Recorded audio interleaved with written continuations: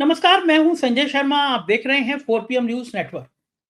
पिछले 24 घंटे मेरे लिए बड़ी खुशी भरे रहे। मेरे कई संघ और भाजपा से जुड़े लोगों ने मुझे एक मैसेज भेजा। मैसेज आप देख रहे हैं, उसमें लिखा था कि किस भारत के प्रधानमंत्री का दुनिया के बड़े देशों का सबसे शिखर सम्मान मिला। कितने देशों? इंदिरा गांधी को 2, मनमोहन सिंह को 2, राजीव गांधी को कुछ नहीं मिला, नेहरू जी को 2 और हमारे विश्व गुरु मोदी जी को 21 बार मिला। 21 राष्ट्र देशों ने, अलग-अलग देशों ने मोदी जी का सम्मान किया। अब मैं चौंका, मुझे लगा इसमें अमेरिका होगा, फ्रांस होगा, न्यूज़ीलैंड होगा, ऑस्ट्रेलिया होगा। फिर मुझे याद आया एक राष्ट्राध्यक्ष ऐसे थे जिन्होंने मोदी जी के पैर छुए थे। भक्त लोग कहने लगे कि आज तक हमारे प्रधानमंत्री के किसी ने पैर नहीं छुए, ये देखो इतना सम्मान है। मुझे उस नाम का सर्च करना पड़ा आधे घंटे कि इस नाम का कोई देश भी है। आप लोगों को याद आ गया होगा कि वो नाम भी आप में से 99% लोगों ने पहली बार ही सुना होगा कि इस तरह का भी देश है। अभय दुबे जी से पूछा मैंने कि इस तरह की प्रचारित किया बातें क्यों की जाती हैं? क्या इसलिए कि अमेरिका ने ऐतिहासिक बेइज्जती कर रहे हैं, लगातार कर रहे हैं ट्रम्प तो। ट्रम्प तो पिल ही गए हैं चचा ट्रम्प की मोदी जी ने इस बार नारा नहीं लगाया, अब की बार ट्रम्प सरकार तो मैं सबक सिखा के रहूँगा। तो मैंने कहा कि 21 देशों का जो राष्ट्रों का सबसे बड़ा सम्मान किया हो, ट्रम्प चचा ने इतनी बेइज्जती करी, हथकड़ी बेड़ी लगा के भेजा। मैंने अवैध दुबे जी से पूछा कि इस का मतलब क्या है? वो बड़ी मज़ेदार और बड़े तार्किक वे में अभय दुबे जी ने समझाया है आज के इस वीडियो में। दूसरी बात मैंने पूछी, योगी जी ने कहा है कि मुझे भगवा पहनना अच्छा लगता है, एक दिन पूरी दुनिया भगवा पहनेगी। मुझे भी योगी जी भगवा में अच्छे लगते हैं, योगी जी जीन्स शर्ट में तो मुझे अच्छे लगेंगे नहीं। एक सबसे प्रसिद्ध मठ है, सबसे सम्मानीय मठ है, उसके वो पीठाधीश्वर हैं, मठ के स्वामी हैं, सब लोग सम्मान करते हैं उस मठ का। तो ऐसे मठ का स्वामी तो भगवा में अच्छा लगेगा, लेकिन सब लोग जब पहनेंगे, फिर मुझे लगा कि सब लोगों में भी कभी भी तो जो गेरुए वस्त्र पहने होते हैं, उसमें से भी बहुत पहले क्या होता था, कुछ साल पहले जहाँ भगवा कपड़े जहाँ देखते समय मेरे भी हाथ जुड़ जाते थे। मुझे लगता था भगवा पहना हुआ व्यक्ति सन्यासी है, संत है। फिर एक नई पौध निकल के आई जिसमें आशाराम, नित्यानंद, चिन्मयानंद और रामभद्राचार्य जो हमेशा हिंसा और दूसरे की नफ़रत बोलते रहते हैं, राम रहीम। ऐसे लंबी लिस्ट निकल के आई, ये भी भगवा पहनने वाले इसमें से अधिकांश। तो मैंने माथा ठोका। मैंने कहा भगवा का, फिर वो भी कुंभ में कैलाशानंद तो हीरोइनों को घुमा रहे हैं, जो अंबानी को डुबकी लगा रहे हैं, ज़मीनों के कब्जे और महिला के संग पता नहीं क्या-क्या गुलछरों के किस्से, होली खेलते हुए किस्से। मैं कहा अब ये भगवा वाले कहाँ से श्रेणी में आएँगे? फिर मैंने अभय जी से पूछा कि सब भगवा पहनेंगे, तो पूर्वांचल का एक विधायक था, उसने छोटी सी बच्ची से बलात्कार किया था। अदालत से सज़ा हो गई थी, है तो भाजपा का, तो क्या वो भी भगवा पहनेगा? वो कुलदीप सेंगर भाजपा के विधायक उम्र कैद काट रहे हैं एक लड़की से बलात्कार में, क्या वो भी भगवा पहनेंगे? मैं तो बड़ा परेशान हो गया कि मेरे पास तो इस तरह की बड़ी अच्छी-अच्छी शर्टें हैं। अधिकांश काली शर्टें, काला रंग मुझे अच्छा लगता है, बाकी बहुत डिज़ाइनर शर्टें हैं। सब भगवा पहनेंगे तो कैसे लगेंगे? और फिर क्या यूपी के ब्यूरोक्रेट और यूपी के दोनों डिप्टी सीएम विधायक सब भगवा पहनेंगे? योगी जी ने कहा ना कि एक दिन सब भगवा पहनेंगे। तो इसका विश्लेषण किया हमने। हमने जानना चाहा कि इस तरह की बातें क्यों की जा रही हैं, कि मांसाहार बुरा है, शराब बुरी है। बहुत ही अलग स्टाइल की आज की बातचीत है, पूरी बात सुनेंगे तो मैं सब बता दूँगा, पर आप सुनेंगे क्या? आप चैनल को पहले जॉइन करिए, सब्सक्राइब करिए और आज की बातचीत ज़रूर सुनिएगा, क्योंकि आज की बातचीत भक्तों के सीधे दिल पे चोट करेगी। तो अगर आप भक्त हैं तो मत सुनिए, आप मुझे गाली देंगे, वैसे भी देते हैं, लेकिन आज के वीडियो को सुन के कुछ ज़्यादा गाली देंगे। हालाँकि मुझे कोई फ़र्क पड़ता नहीं है, लेकिन आपका थोड़ा ब्लड प्रेशर बढ़ेगा। मैं तो ऐसे ही हूँ, मुझ पे कोई फ़र्क नहीं पड़ता। तो चलते हैं अभय दुबे जी के पास, चैनल को जॉइन ज़रूर कर लीजिएगा अगर आप मुझे पसंद करते हैं, सब्सक्राइब भी कर लीजिएगा। सुनते हैं अभय दुबे जी की बातचीत। 4 पीएम न्यूज़ नेटवर्क में स्वागत है अभय दुबे जी आपका। सोशल मीडिया पे एक मैसेज वायरल हो रहा है। कुछ संघ के और कुछ भाजपा के नेताओं ने मुझे भेजा है। ये मैं उसको दिखा रहा हूँ और अभी मैं अपने स्क्रीन पे इसको लगवाऊँगा अभी। उसमें लिखा है कि हाईएस्ट स्टेट ऑनर, दुनिया में सबसे ज़्यादा ऑनर जो मिला किस प्राइम मिनिस्टर को मिला? उसमें लिखा हुआ है कि मनमोहन सिंह को 2 बार, इंदिरा गांधी को 2 बार, जवाहरलाल नेहरू को 2 बार, राजीव गांधी को कभी नहीं मिला, लेकिन हमारे मोदी जी को 21 बार मिला। यानी दुनिया में सम्मान का डंका बजा दिया है उसने। दुनिया में प्रधानमंत्री जी को इतना सम्मान मिला है कि किसी और को नहीं मिला। तो मुझे अलग-अलग जो संघ बीजेपी के लोग हैं वो कह रहे हैं देखो ये होता है। इंदिरा गांधी को सिर्फ 2 बार दुनिया के अलग-अलग देशों ने इतना ऊँचा सम्मान दिया, लेकिन मोदी जी को 21 देशों ने सम्मान दिया है। हुँ, हुँ। पूरे विश्व गुरु हमारे डंका बजा रहे हैं। तो मैं ये जानना चाहता हूँ कि क्या लग रहा है आपको कि किस देशों ने जो सम्मान दिया है उसके वजह से मोदी जी का पूरा विश्व गुरु का डंका बज गया है? चारों तरफ हमारी ख्याति हो रही है, हर तरफ हमारा स्वागत हो रहा है। लोग कह रहे हैं भारत इतनी बड़ी ताकत है कि 21 देश सम्मान कर रहे हैं प्रधानमंत्री जी। आपको लगता है कि ये वो 21 देश हैं जो बहुत चर्चित होंगे या कुछ ऐसे ही होंगे, आपका नाम ही नहीं सुना होगा आपने, कौन-सा है? खेल क्या है इस मैसेज का? देखिए, मुझे नहीं पता ये कौन से 21 देश हैं और क्यों ये प्रचार किया जा रहा है। अगर इस प्रचार में कोई दम होती तो ये बात अब मेरे ख्याल से अखबारों में आ गई होती। मैं अखबारों को अभी भी गंभीर पत्रकारिता का एक मुकाम मानता हूं। अंग्रेजी के अखबारों में आ गई होती, हिंदी के अखबारों में आ गई होती। भाई, हमारे प्रधानमंत्री को अगर दूसरे देश 21 बार सम्मानित कर रहे हैं तो ये एक महत्वपूर्ण तथ्य है। ये तथ्य अखबारों ने अभी तक छुपा क्यों रखा है? और ये तथ्य अभी तक सरकारी टीवी पे भी नहीं आया कि 21 देश ये। सम्मानित कर हाँ, रहे हैं। हाँ, ये तथ्य अभी उस पर भी नहीं आया। ये तथ्य अभी जो गोदी मीडिया के तमाम एंकर हैं, आपके परम मित्र सुधीर चौधरी और दूसरे इस तरह के लोग जो हैं, वो हैं, उन्होंने भी आज तक ये बात नहीं कही। तो इसमें है तो कुछ ना कुछ लोचा है इसके अंदर, और वो लोचा क्या है मैं नहीं जानता। हो सकता है ये देश बहुत महत्वपूर्ण देश ना हो, बहुत मामूली किस्म के देश हों, ऐसे देश हों जिनकी कोई गिनती ना हो, जिनको दुनिया के नक्शे में कहीं ढूंढना पड़े, जिनके हम नाम भी नहीं जानते हो। मुझे नहीं पता, मुझे आपने पहली बार ये मुझे जानकारी दी है, मुझे नहीं पता। अब मैं थोड़ा ध्यान रखूंगा कि वो देश कौन से क्या है, मैं भी पता लगाऊंगा कि भाई मोदी जी को किन 21 देशों ने सम्मानित किया। जी देखिए, अगर हमारे देश का प्रधानमंत्री सम्मानित होता है तो हमारे लिए भी सम्मान की बात है। ठीक ये बात, 4 बिल्कुल। पीएम के लिए भी सम्मान की बात है, ये संजय शर्मा के लिए भी सम्मान की बात है। आखिरकार ऐसा क्यों है कि जब मोदी जी को कहीं सम्मान मिलता है तो हम अपने आप को सम्मानित नहीं महसूस कर पाते?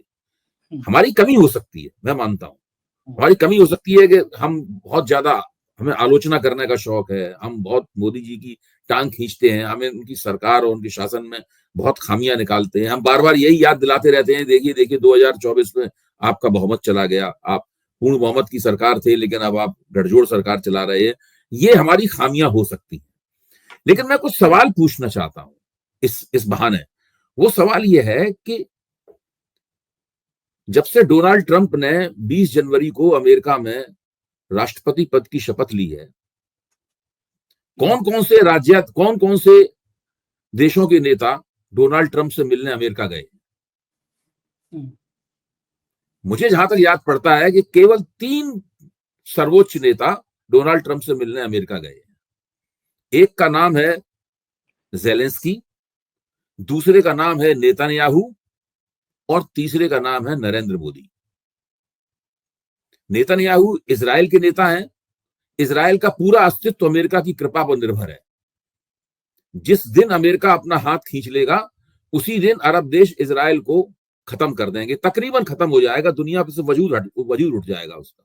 उन्हीं की हर चीज उन्हीं अमेरिका की वजह से टिकी हुई है। और अमेरिका के और नेतन्याहू के संबंध ऐसे हैं, डोनाल्ड ट्रंप के, अगर अगर इस तरह से कोई बॉस अपने सबॉर्डिनेट को बुलाता है, उस तरीके से डोनाल्ड ट्रंप व्हाइट हाउस में बैठकर उनको बुलाते हैं और वो तेल अवीव से, इजराइल की राजधानी से दौड़े हुए जाते हैं व्हाइट हाउस में हाजिरी बजाने के लिए। ये है उसका संबंध। दूसरे हैं जेलेंस्की। हम जानते हैं कि जेलेंस्की जब अमेरिका गए तो ओवल ऑफिस में राष्ट्रपति डोनाल्ड ट्रंप और उपराष्ट्रपति वांस ने उनके साथ क्या सलूक किया, किस कदर उनको डांटा फटकारा गया, उनको अपमानित किया गया। वो अपना प्रोटेस्ट दर्ज करते रहे लेकिन बहुत बुरी तरह उनको अपमानित किया गया। वो खाना खा के आ रहे थे, डेजर्ट खाने की बारी थी, डेजर्ट नहीं खा पाए बेचारे, मिठाई नहीं खा पाए और डांट खानी पड़ी। पलट के जवाब तीसरे, दिया उन्होंने भी हाँ, जवाब दिया लेकिन आप देखिए उसमें एग्रेसर कौन था, मतलब आक्रामक मुद्रा किसकी थी? डांट, वो बचाव कर रहे थे, डांट तो उन्हीं को पड़ रही थी उनको। और उसके बाद जैसे ही वो वहां से गए, डोनाल्ड ट्रंप ने उनकी सारी मदद बंद कर दी और उनको जेलेंस्की कहना पड़ा कि हम भाई खनिज समझौते पर भी दस्तखत करने को तैयार हैं, सब कुछ, क्योंकि अगर अमेरिका मदद बंद कर देगा तो वो पुतिन से क्या लड़ पाएंगे। तीसरे नेता है नरेंद्र मोदी। नेतन्याहू को तो बुलाया था उन्होंने, जेलेंस्की को बुलाया भी था और जेलेंस्की जाना भी चाहते थे क्योंकि उन्हें लग रहा था कि डोनाल्ड ट्रंप कहीं पुतिन के साथ न चले जाए। उससे पहले उन्होंने कह दिया था कि जेलेंस्की जो है वो डिक्टेटर हैं, वो चुनाव नहीं करवा रहे हैं, वो युद्ध नहीं रुकवाना चाहते, वो ऐसा युद्ध लड़ रहे हैं जो कभी वो जीत नहीं सकते। ये सब बातें कही थी तो ज़ेलेंस्की घबराए हुए थे। नरेंद्र मोदी क्यों गए? न तो नरेंद्र मोदी को उन्होंने निमंत्रित किया था, न ही भारत अमेरिका के ऊपर इस तरह से निर्भर है जिस तरीके से इजराइल और यूक्रेन निर्भर हैं। क्यों गए वहां पर नरेंद्र मोदी वहां? ये एक सवाल है। इस सवाल को अभी तक मीडिया में नहीं पूछा गया है। हम लोग इस बहाने है कि उनको 21 देशों ने सम्मानित किया, हम पूछना चाहते हैं कि किस देशों द्वारा सम्मानित प्रधानमंत्री जो कि अति सम्मानित है, मतलब ऐसे व्यक्ति को अति सम्मानित ही कहा जाएगा, हद से ज्यादा सम्मानित है, ऐसा व्यक्ति अमेरिका क्यों गया? मैं ये नहीं कह रहा हूं कि इससे पहले इनके विदेश मंत्री वहां पे इनके लिए निमंत्रण प्राप्त करने के लिए गए थे लेकिन नहीं मिला। मैं उस बात को छोड़ता हूं, मैं उसका चर्चा नहीं कर रहा हूं क्योंकि उसका कोई ऐसा कोई प्रमाण नहीं है कि वो हमें नहीं पता। दूसरे इससे एक बात लेकिन बिल्कुल प्रमाणित है कि जब इनको निमंत्रण नहीं मिला और निमंत्रण मिला भारत के विदेश मंत्री को, जयशंकर को निमंत्रण मिला, तो जयशंकर को मोदी जी ने एक खत लिख के दिया, एक चिट्ठी लिख के दी। ये तो रिकॉर्ड पे है ना, रिकॉर्ड पे है, ये तो प्रमाणित है, चिट्ठी लिख के दी। वो चिट्ठी डोनाल्ड ट्रंप के नाम थी।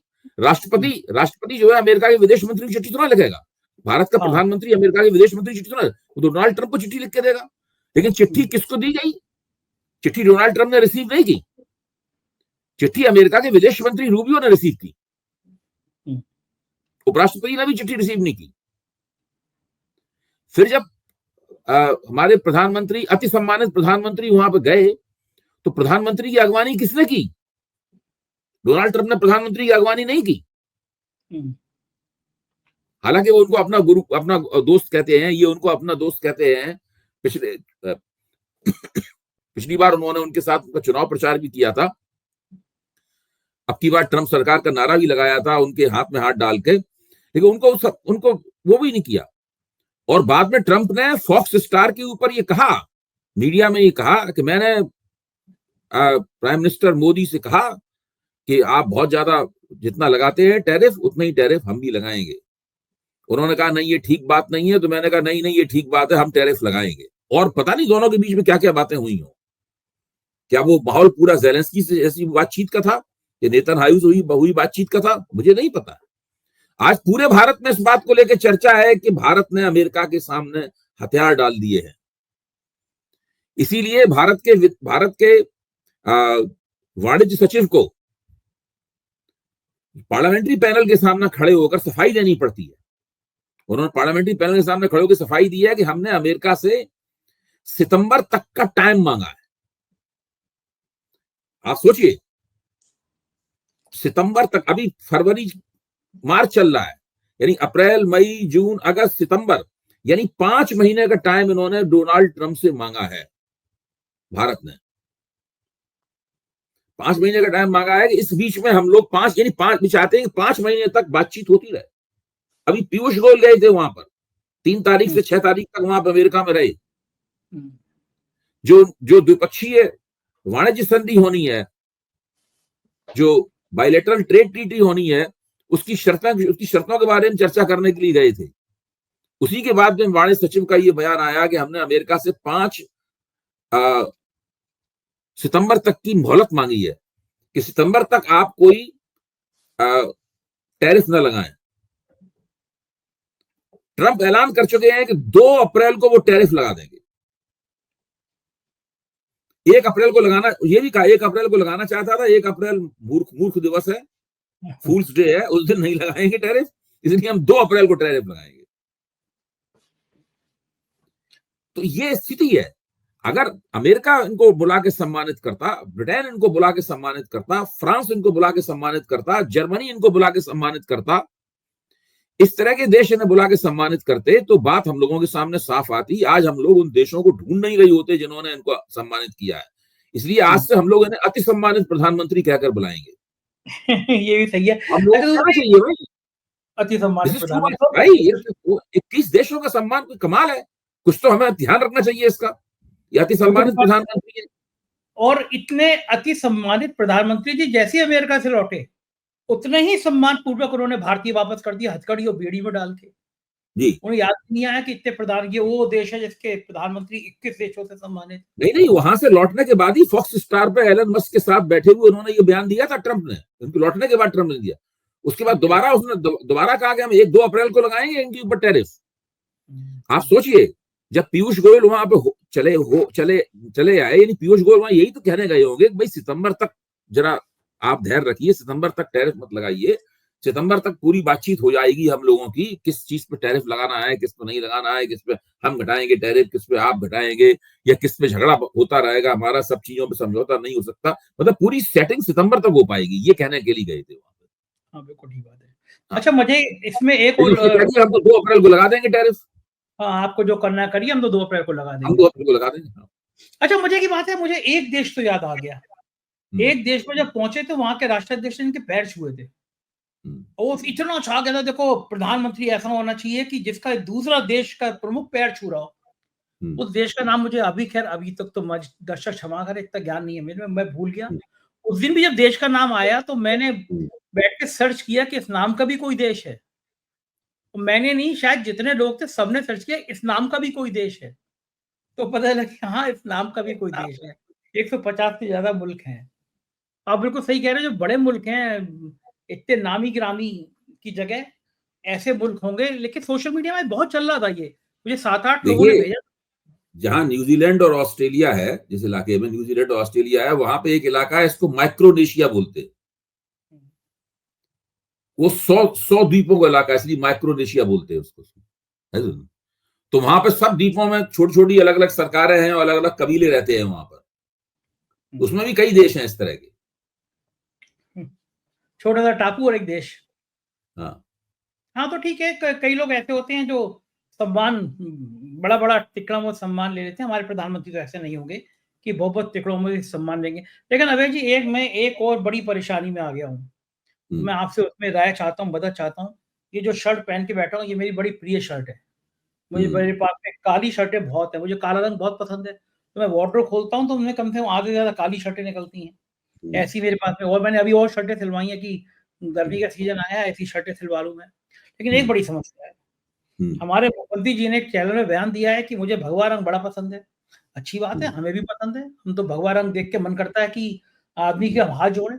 अब से कुछ साल पहले तक भगवा कोई भी जा रहा होता था, तब हाथ जोड़ लिया कर लेते थे। लेकिन जब से ये नई आशाराम, नित्यानंद, चिन्मयानंद, इस तरह की जो नई ग्राम रहीम जो वाली प्रजाति आई है, उसके बाद हाथ जोड़ते तो मैं देखता है कि यार सही आदमी है या नहीं है। कैलाश आनंद भी उसी प्रजाति के नए जीव हैं, जो आजकल अंबानी को डुबकी लगा रहे हैं और कई महिलाओं को हवाई हेलीकॉप्टर में घुमा रहे हैं।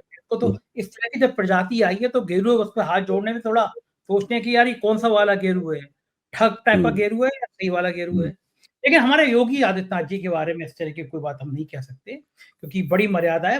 बड़े मठ के सम्मानित मठ के मठाधीश्वर हैं वो।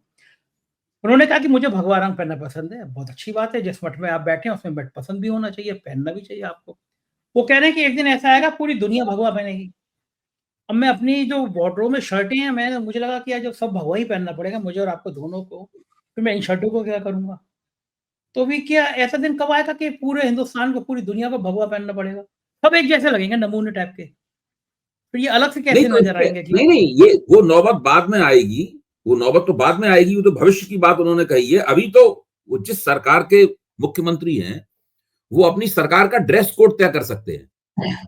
हाँ, ये बात और प्रकारांतर से वही ड्रेस कोड भाजपा के विधायकों का भी तय हो सकता है, और उत्तर प्रदेश के जितने भी भाजपा के सांसद हैं उनका भी ड्रेस कोड तय हो सकता है, और उनके मंत्रिमंडल का ड्रेस कोड तो निश्चित रूप से तय हो सकता है। भाई, अगर भगवा सारी दुनिया पहनेगी तो उनके तमाम मंत्री भगवा क्यों नहीं पहनेंगे? उनके तमाम विधायक भगवा क्यों नहीं पहनेंगे? उनके तमाम सांसद, चाहे राज्यसभा के हों चाहे लोकसभा के हों, वो क्यों नहीं भगवा पहनेंगे? जो विधान परिषद के सदस्य हैं भाजपा के, वो भी भगवा पहने। ये बात भी ठीक। सभी लोग भगवाधारी हों। अगर भगवा पहनना इतनी महत्वपूर्ण चीज है, अगर भगवा पहनना ही लोकतंत्र की जो क्वालिटी है उसकी नुमाइंदगी करती है, भगवा पहनना ही नुमाइंदगी करता है लोकतंत्र की गुणवत्ता का, क्वालिटी का, तो सब लोगों को भगवा पहनना चाहिए। दूसरे जो सरकारी स्कूल हैं उसमें बच्चों के लिए भगवा ड्रेस कोड बनाया सकता है, कम से कम उनकी शर्ट भगवा हो। सरकारी स्कूलों में सब जगह भगवा लोग पहनेंगे। ऐसा क्यों नहीं हो सकता? हाँ, ये आइडिया जाना चाहिए। दूसरे, राष्ट्रीय स्वयंसेवक संघ को भी सोचना चाहिए कि उनका किसी भी सरसंघ चालक ने आज तक भगवा नहीं पहना है। हाँ, सफेद शर्ट और काली टोपी और वो भगवा ध्वज को प्रणाम जरूर करते हैं, भगवा ध्वज प्रणाम जरूर करते हैं, लेकिन न तो केशवराव बलिराम हेडगेवार भगवा पहनते थे, न माधवराव सदाशिवराव गोलवलकर भगवा पहनते थे, न रज्जू भैया भगवा पहनते थे, न सुदर्शन भगवा पहनते थे, और न ही देवरस बाला साहब देवरस भगवा पहनते थे, और न ही मोहन भागवत भगवा पहनते हैं। भगवा टोपी भी नहीं लगाते, उनकी टोपी भी काली है। जो पैंट पहनते हैं वो खाकी है, ऊपर जो कमीज पहनते हैं वो सफेद है। भगवा कहाँ है? अच्छा, अब यहीं पे मैं चाहता हूं आपका ध्यान, क्योंकि आपने भगवा वाली बात कही है और ये बात उन्होंने राष्ट्रीय स्वयंसेवक संघ के कार्यक्रम में कही है। देखिए, कार्यक्रम राष्ट्रीय स्वयंसेवक संघ का था, इसीलिए बार बार कह रहा हूं, संघ के लोगों को योगी जी की बात से आखिरकार संघ और योगी जी में कोई, संघ का हाथ योगी जी की पीठ पे है, और योगी जी अगर योगी संघ की ताकत नहीं होती, योगी जी अभी उत्तर प्रदेश के मुख्यमंत्री ना होते इस वक्त। अभी वो गोरखपीठ में बैठे हुए कर्मकांडों का नेतृत्व कर रहे होते, सरकार का नेतृत्व करने की बजाय। तो उन्हीं की वजह से है। तो संघ को चाहिए कि भाई, संघ के कार्यक्रम में ये कहा गया है, संघ इसके ऊपर सोच रहा होगा कि ये व्यक्ति उन्हीं के द्वारा प्रायोजित व्यक्ति है, प्रायोजित नेता है, जो ये कह रहा है कि सारी दुनिया भगवा पहनेगी। तो इरादा क्या है? भगवा का जो ओवरडोज देना चाहते हैं ये, वो ओवरडोज क्या संघ की जो रीति नीति है उसमें फिट बैठता है? जिस दिन से कांवड़ यात्रा में उन्होंने जो मालिकों के नाम लिखने के लिए, जो खाने पीने की दुकानों में मालिकों के नाम लिखने के लिए उन्होंने कहा था, उसके बाद से आज तक देख लीजिए, वो राजनीति में सांप्रदायिकता की बहुत ऊंची खुराक इंजेक्ट कर रहे हैं। इतना जबरदस्त ओवरडोज दे रहे हैं सांप्रदायिकता को, प्रतिदिन प्रतिक्षण लगातार प्रक्रिया चल रही है। मेरा तो मानना है कि राष्ट्रीय स्वयंसेवक संघ इस बात के बारे में सोच रहा होगा। संघ सांप्रदायिक राजनीति के लिए जाना जाता है, लेकिन सांप्रदायिकता की इतनी बड़ी ओवरडोज के लिए नहीं जाना जाता। संघ जो है, एक धीरे धीरे सांप्रदायिकता के छोटे छोटे खुराकें देता है, छोटी छोटी खुराक इंजेक्ट करता है संघ, क्योंकि वो जानता है कि बड़ी खुराक इंजेक्ट करने से के खिलाफ प्रतिक्रिया होती भी है। हाँ, और लोग उससे नाराज हो जाते हैं। हम लोगों ने उसका जिक्र भी किया था, कल आपसे बातचीत हुई थी, उसमें हम लोगों ने एक समय प्रमाण भी पेश किया था। और ये असंभव है कि अगर आप किसी समाज में सांप्रदायिकता की इतनी जबरदस्त खुराक अगर दें आप, तो वहां पर आपके समर्थक भी एक बार सोचने लगते हैं कि भाई इसकी क्या आवश्यकता थी, क्योंकि सब लोग चैन से रहना चाहते हैं। कोई ये नहीं चाहता उसका खून हमेशा खौलता रहे। जिस व्यक्ति का खून हमेशा खौलता रहेगा उसको दिल का दौरा पड़ जाएगा, वो बाईपास सर्जरी कराते हुए नजर आएगा अपनी। कोई समाज नहीं चाहता उसकी बाईपास सर्जरी हो जाए। योगी जी तो हिंदू समाज की बाईपास सर्जरी करवा देना चाहते हैं, उसको इस स्तर पर पहुंचा देना चाहते हैं कि उसकी बाईपास सर्जरी हो जाए। ये संघ इसको सोच रहा होगा, मेरा मानना ये है। बिल्कुल ठीक बात है। और दूसरी बात, एक चीज और है कि जैसे मैंने कहा ना कि वर्गीकृत होता है। मान लीजिए सब गेरुए पहने होंगे तो ये आशाराम, नित्यानंद, चिन्मयानंद, कैलाशानंद, राम रहीम, फिर ये सब अलग कैसे नजर आएंगे? ये सिर पे कोई अपनी वो लगाएंगे बढ़िया सी टोपी वोपी, या कि भैया ये वाले, ये असली वाले भगवा वाले हैं, हम लोग तो केवल मजबूरी वाले पहना दिया, डांट डपट के भगवा नहीं पहनोगे तो बंद कर दिए जाओगे, हमारी यूनिफॉर्म है। उनके लिए कुछ अलग से ऐसा चिन्ह कर दिया जाएगा इन महान संतों के लिए जो मैंने नाम बताए आपके लिए। दूसरी बात एक और है, हाँ बोलिए।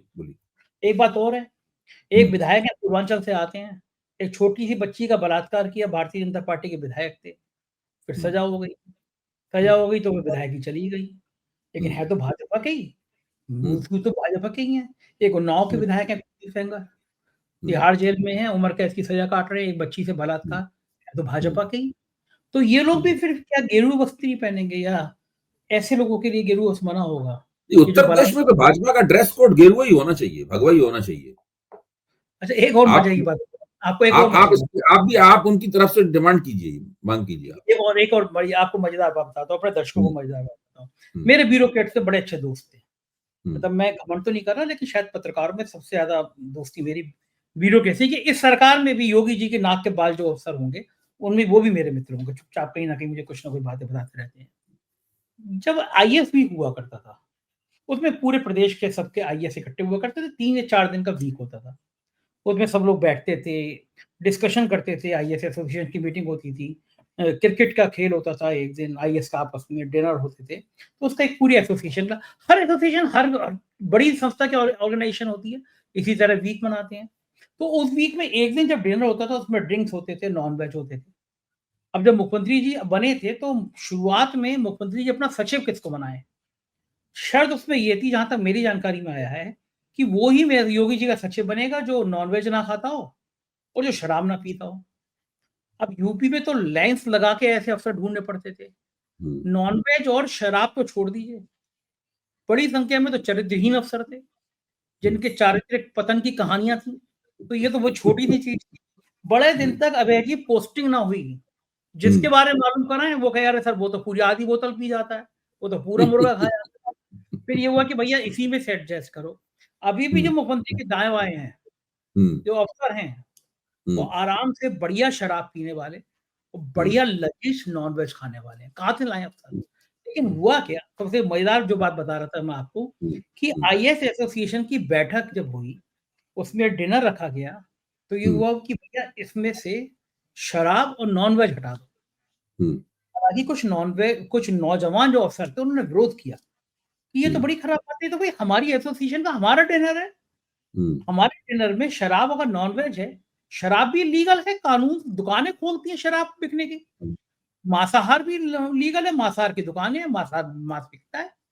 लेकिन साहब जो बड़े वाले थे, जितना बड़ा अफसर कुर्सी का, उसको उतना डर। तो उस बैठक से पहले तो शराब हटी, नॉनवेज हटा। मैं एक अफसर से मजाक कर रहा था, मैंने कहा एक काम होगा, अगर तुम लोग इतना ही झुके, तो कुछ दिनों बाद तुम्हारी जो मीटिंग हुआ करेगी, उसमें गंगा जल और गौमूत्र की 2 बोतलें रखा होंगी। जो गंगा जल पिएगा वो थोड़ी छोटी पोस्ट पे रहेगा, जो गौमूत्र पिएगा वो बड़ी पोस्ट पे रहेगा। डीजीपी और चीफ सेक्रेटरी की क्वालिटी भी होगी, गंगा जल और गौमूत्र दोनों पीने हैं। फिर उसमें एक किस्सा याद आया। मुलायम सिंह एक बार गए आईएएस अफसरों की बैठक थी ऐसी, किसी ने दबाव की बात की कि सरकार का नेताओं का दबाव होता है। तो मुलायम सिंह ने कहा कि अगर आप लोग मुझसे पोस्टिंग के लिए काम कराने आओगे, तो हम भी अपना काम कराएंगे, तो क्यों आते पोस्टिंग के लिए? तो बात तो मुझे योगी आदित्यनाथ की भी ठीक लगी, भैया अगर पोस्टिंग चाहिए तो शराब भी छोड़ो, नॉनवेज भी छोड़ो। तो जो आप ड्रेस कोड की बात कर रहे थे, कितना अच्छा हुआ कि यूपी का डीजीपी भी भगवा में सैल्यूट करेगा और चीफ सेक्रेटरी भी सैल्यूट करेगा। ऐसा भी एक दिन आएगा। नहीं, आपने तो, मैंने जो बात सुझाव दिया था, आपने तो मुझे मसाला दे दिया कि मैं सुझाव का थोड़ा विस्तार कर दूं। जी। देखिए, इन लोगों को चाहिए कि ये उत्तर प्रदेश में जो मांसाहारी भोजन है, मांसाहारी आहार है, उसको प्रतिबंधित कर दें अरे और शराबबंदी घोषित कर दें। गुजरात, बहुत से, बिहार में शराबबंदी है, गुजरात में शराबबंदी है, मोदी जी तो वहीं से आते हैं। नीतीश कुमार ने बिहार में शराबबंदी की हुई है, बंसी लाल ने हरियाणा में शराबबंदी की थी। तो ये लोग शराबबंदी करते हैं उत्तर प्रदेश में। मुझे उन लोगों की कोई चिंता नहीं है जो मद्य प्रेमी है या मांसाहार प्रेमी है, मुझे लोगों की कोई चिंता नहीं है। मैं चाहता हूं कि जो जिस राह पे योगी जी चलना चाहते हैं, उसके ऊपर जम के चलें, घोषित रूप से चलें और पूरे उत्तर प्रदेश को चलाएं। अबे जी, बकरीद पे बड़े-बड़े कमेंट आए, जानवरों को मार के और वो करते हो, इस तरह कमेंट हर बार आते हैं बकरीद पे। तो मैंने उस दिन लिखा था कि मैं ब्राह्मण हूँ, मैं मटन भी खाता हूँ, मैं चिकन भी खाता हूँ, मैं तो बड़े का भी खा लूँगा कबाब, अगर बढ़िया मिलेंगे तो मुझे कोई आपत्ति नहीं है, छोटे-बड़े का कुछ वो नहीं करता। फिर मैंने लिखा कि मैं जितने लोगों को जानता हूँ और खास तौर से जितने ब्राह्मणों को जानता हूँ, मेरे मित्रों में ब्राह्मणों में 90% मांसाहारी हैं। मैं कलकत्ता में गया, देवी माँ के आश्रम में गया, सबसे बड़ा सिद्धपीठ जहाँ रामकृष्ण परमहंस जी आराधना करते थे, वहाँ 2 खूंटे लगे थे, एक में बकरे की बलि दी जाती है, एक में भैंसे की बलि दी जाती है, प्रसाद में मिलता है। कामाख्या देवी पे लगातार बकरे कटते रहते हैं। तो मांसाहार तो मुझे नहीं लगता कि कहीं वर्णन है कि मांसाहार पाप है। आप ऐसी बात करके जैसे बढ़िया नहीं, मटन प्रेमी, देखिए योगी जी जो हैं वो उत्तराखंड के रहने वाले हैं। वहाँ तो खूब खाया जाता है। हाँ, योगी जी उत्तराखंड के रहने वाले। उत्तराखंड में तो ब्राह्मण राजपूत जाति के हैं। उत्तराखंड के राजपूत और ब्राह्मण दोनों मांसाहारी होते हैं, अनिवार्यता। हाँ, वहाँ तो खाते ही खाते घर हैं। की महिलाएं भी मांसाहारी होती हैं, वहां पे ऐसी बात नहीं है। बहुत से घरों में ऐसा मिल जाएगा कि महिलाएं मांस बना देती हैं, पुरुष खाते हैं, वो खुद शाकाहारी होती हैं। आमतौर पर उत्तराखंड में स्त्रियां पुरुष सब लोग मांसाहारी हैं। जो वहाँ तो दोनों शराब ऊंची भी जातियां हैं देश की, दोनों शराब भी मांसाहारी होते हैं। इसी शराब तरह भी पी उत्तर प्रदेश का जो राजपूत समाज है, वो बहुत बड़े पैमाने पर शौक से मांस खाता है, शौक से। हाँ, नवरात्रि में भी बलि दी जाती है, आप नवरात्रि में। हाँ, आप केवल नवरात्रि 365 दिन मांसाहार होता है। तो ये फिर गलत हो गया मामला। योगी जी पूजा पाठ वाले हैं, उनको लगा होगा कि मैं सात्विक हूँ, मैं पूजा पाठ वाला हूँ, सब ऐसे हो जाएंगे, लेकिन बड़ा मुश्किल हो जाएगा कि भाई देखिए, जो व्यक्ति सात्विक है उसको वाणी भी उसकी सात्विक होनी चाहिए। हाँ, ये बात है, भाई संतों ऐसा को क्यों है कि योगी जी सात्विक हैं और लगातार मौखिक हिंसा करते रहते हैं? ऐसी वाणी बोलिए मन का आपा ना खोए, दोरों को दूजों को शीतल करे, मन भी खुश शीतल हो। थोड़ी बहुत लाइन गड़बड़ होगी, लेकिन भाव यही है कि ऐसी वाणी बोलिए जो दूसरों को बुरा न लगे, आप भी शीतल हो जाएं और दूसरे भी शीतल हो जाएं, खुश करिए। और वो एक बहुत अच्छी लाइन है, कौन सी बात कब और कहाँ कही जाती है, ये बात अच्छी हो तो हर बात सुनी जाती है।